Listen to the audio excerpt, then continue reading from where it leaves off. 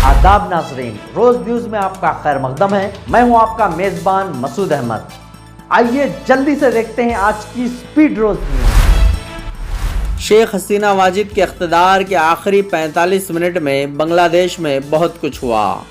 बांग्लादेश के अवाम एहतजाज और फ़ौज के दबाव के बाद वज़ारत उज़्मा के मनसब से मुस्तफ़ी होने वाली शेख हसीना के आखिरी 45 मिनट में कई अहम वाक़यात रोनुमा हुए। बांग्लादेश के मुस्तफ़ी वज़ीर आज़म जो शदीद अवामी एहतजाज और फ़ौज के दबाव के बाद अपना मुल्क छोड़कर बहन के हमराह हिंदुस्तान फ़रार हो चुकी हैं।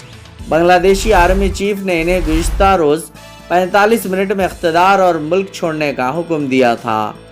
इन 45 मिनटों में वहाँ क्या कुछ हुआ वो चश्मकुशा है। मीडिया के मुताबिक बढ़ते हुए अवामी एहतजाज और फ़ौज की जानिब से अवाम की मुकम्मल हिमायत के ऐलान के बाद शेख हसीना वाजिद ने मुस्तफ़ी होने का फ़ैसला कर लिया था और वो मुल्क छोड़ने से क़बल बांग्लादेशी कौम का वीडियो पैगाम देना चाहती थी, लेकिन फ़ौज ने इसकी भी इजाज़त नहीं दी। इन्होंने अपना एक पैगाम ख़त की सूरत में लिखा था, लेकिन फ़ौजी एहलकारों ने इन्हें ख़त पढ़ने और वीडियो बनाने की इजाज़त नहीं दी। आर्मी चीफ जनरल वक़ारुज़्ज़मान ने इन्हें इक़्तिदार के साथ मुल्क छोड़ने के लिए सिर्फ 45 मिनट का वक्त दिया था। साबिक़ बांग्लादेशी वज़ीर आज़म का ख़ानदान पहले ही मुल्क से बाहर जा चुका था। मीडिया ने अपनी रिपोर्ट में ये भी दावा किया है कि पीर 5 अगस्त की सुबह 9 बजे तक बांग्लादेश में सूरत हाल बहुत ज़्यादा ख़राब नहीं हुई थी, लेकिन इसके बाद हज़ारों एहतजाजी तलबा का एक ग्रुप गाज़ीपुर बॉर्डर से लॉन्ग मार्च में ढाका में दाखिल हुआ, जिसके बाद जब हालात ख़राब होने लगे। रिपोर्ट में यह भी दावा किया गया है कि बांग्लादेशी फ़ौज में 2 हिस्से बन चुके थे। फ़ौज के आला अफसरान शेख हसीना के हक़ में थे, लेकिन जूनियर फ़ौजी अफसरान और 60 रिटायर्ड फ़ौजी अफसरान शेख हसीना के ख़िलाफ़ थे। गुज़िश्ता रोज़ दोपहर 1 बजे के करीब फ़ौज की कौमी सलामती कौंसिल का इजलास भी हुआ, जिसके बाद वो ये फ़ैसला हुआ कि आर्मी चीफ़ ने ऐलान किया और हसीना वाजिद को मुल्क छोड़ने के लिए 45 मिनट का वक्त दिया था। उस वक्त के बाद बांग्लादेश की फ़ौज ने शेख हसीना को मुतला किया। तलबा के लॉन्ग मार्च के दौरान इन्हें फ़ौज नहीं रोकेगी। ऐसे में कल यानी 5 अगस्त की सुबह 9 बजे तक सूरत हाल ठीक थी। वाज़ेह है कि शेख हसीना वाजिद इक़्तिदार के ख़ात्मे के बाद अपनी बहन रेहाना के हमरा हिंदुस्तान फ़रार हो चुकी हैं और अब यहाँ से इन्होंने बरतानिया में तवील सियासी पनाह के लिए दरख्वास्त दे दी है।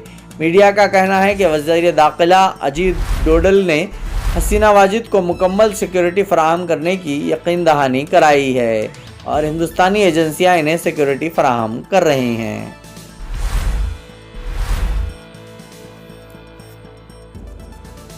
पड़ोस बांग्लादेश के लिए हिंदुस्तान का एक्शन प्लान। पड़ोसी मुल्क में 13,000 हिंदुस्तानी मौजूद। बांग्लादेश में हुकूमत का तख्ता पलटने के बाद पैदा शुदा सूरत हाल पर हुकूमत हिंद की जानिब से गहरी नज़र रखी जा रही है। बताया जाता है कि हुकूमत ने एक एक्शन प्लान तैयार किया है, जिसके बारे में आज कुल जमाती इजलास तलब करके अपोजिशन को मतला किया गया। हुकूमत ने बताया कि बांग्लादेश में इस वक्त तकरीबन 13,000 हिंदुस्तानी मौजूद है। हालांकि हालात इतने ख़राब नहीं हैं कि हिंदुस्तानी शहरियों को बांग्लादेश से निकालना पड़े। मरकज़ी वज़ीर ख़ारिजा एस जयशंकर ने अपने ट्विटर हैंडल पर कुल जमाती इजलास की इत्तला दी है और कुछ तस्वीरें भी शेयर की हैं। इन तस्वीरों में देखा जा सकता है कि मरकज़ी वज़ीर ख़ारिजा एस जयशंकर के अलावा मरकज़ी वज़ीर दाखिला अमित शाह, मरकज़ी वज़ीर दिफा राजनाथ सिंह, अपोजिशन लीडर राहुल गांधी और दीगर मरकज़ी वज़रा अपोजिशन लीडरान इजलास में शरीक हैं।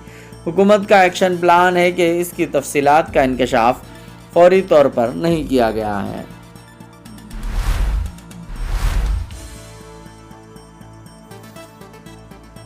बीजेपी मुसलमानों के हकूक़ छीन रही है। समाजवादी पार्टी वक्फ तरमीम के खिलाफ अखिलेश यादव का बयान।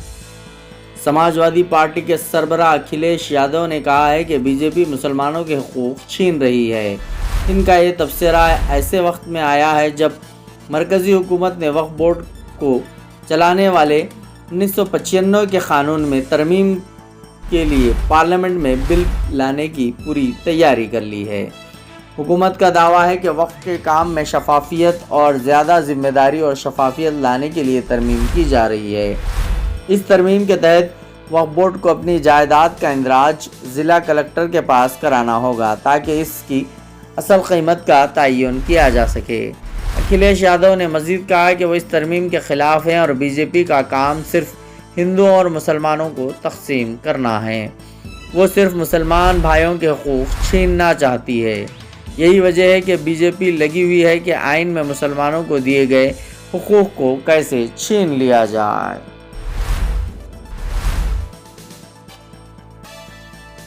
جی ایچ ایم سی حدود میں موسمی امراض کے متاثرین کی تعداد میں ہوا اضافہ۔ ریاست تلنگانہ میں ڈینگو اور دیگر وبائی امراض کے معاملات میں اضافہ دیکھا جا رہا ہے۔ خاص طور پر گریٹر حیدرآباد میونسپل کارپوریشن حدود میں ڈینگو کے ساتھ ساتھ ملیریا، ٹائیفائڈ کے متاثرین کی تعداد میں اضافہ دیکھا جا رہا ہے۔ کھانسی، بخار، جسم میں درد کی علامات سے بڑی تعداد میں لوگ اسپتالوں سے رجوع ہو رہے ہیں۔ شہر حیدرآباد کے نلا کنٹا فیور ہاسپٹل میں مریضوں کی تعداد میں حالیہ دنوں کے دوران کافی اضافہ دیکھا گیا ہے۔ اس اسپتال کی آر ایم او نے بتایا کہ روزانہ اسپتال کے آؤٹ پیشنٹ شعبے سے تقریباً 700 سے 800 مریض رجوع ہو رہے ہیں۔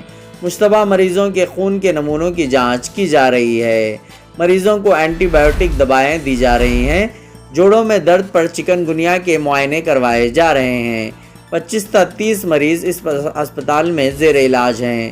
انہوں نے ڈینگو بخار کی علامات سے متعلق بتایا کہ 2 تا 3 دنوں تک شدت کا بخار، بدن درد، سر درد اور جسم پر نشانات کا نظر آنا اور بخار کا مسلسل 102 تا 103 ڈگری ہونا ڈینگو کی علامت میں شامل ہیں۔ ایسے افراد کو چاہیے کہ وہ فوری اسپتال سے رجوع ہوں اور بروقت اپنا علاج کروائیں۔ حالیہ چند دنوں کے دوران ہوئی شدید بارش کی وجہ سے موسمی امراض کے متاثرین کی تعداد میں اضافہ ہوتا جا رہا ہے۔ انہوں نے عوام کو مشورہ دیا کہ وہ گھر کے اندر اور باہر پانی جمع ہونے نہ دیں۔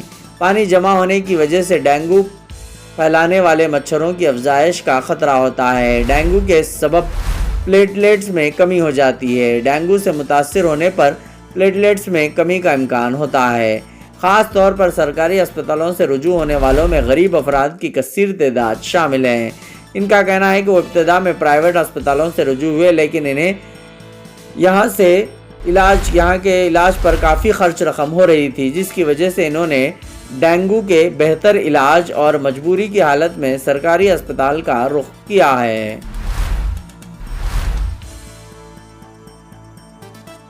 ناگارجنا ساگر کے 22 گیٹ کھول دیے گئے۔ شدید بارش اور پانی کے مسلسل بہاؤ کی وجہ ناگارجنا ساگر کے 22 کرسٹ گیٹ کھول دیے گئے تاکہ زائد پانی کے اخراج کو یقینی بنایا جا سکے۔ دریائے کرشنا پر تعمیر ناگارجنا ساگر پروجیکٹ میں پانی کا بہاؤ مسلسل جاری ہے۔ زائد پانی کے اخراج کے لیے حکام نے 22 گیٹس کھولنے کا فیصلہ کیا ہے۔ محکمہ آبپاشی کے عہدیداروں نے مزید گیٹس کھولنے کا فیصلہ کیا ہے تاکہ سطح یاب کو معمول کے مطابق برقرار رکھا جا سکے۔ عہدیداروں کا کہنا ہے کہ پانی کی سطح میں مسلسل اضافہ ہوتا جا رہا ہے۔ سری سیلم پروجیکٹ اور دوسرے علاقوں سے پانی مسلسل داخل ہوتا جا رہا ہے۔ سطح آب کو خطرے کے نشان سے نیچے رکھنے کے لیے عہدیداروں نے پانی کے اخراج کا فیصلہ کیا ہے۔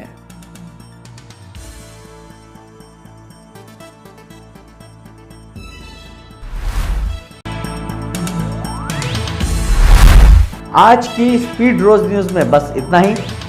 ملتے ہیں اگلی نیوز میں۔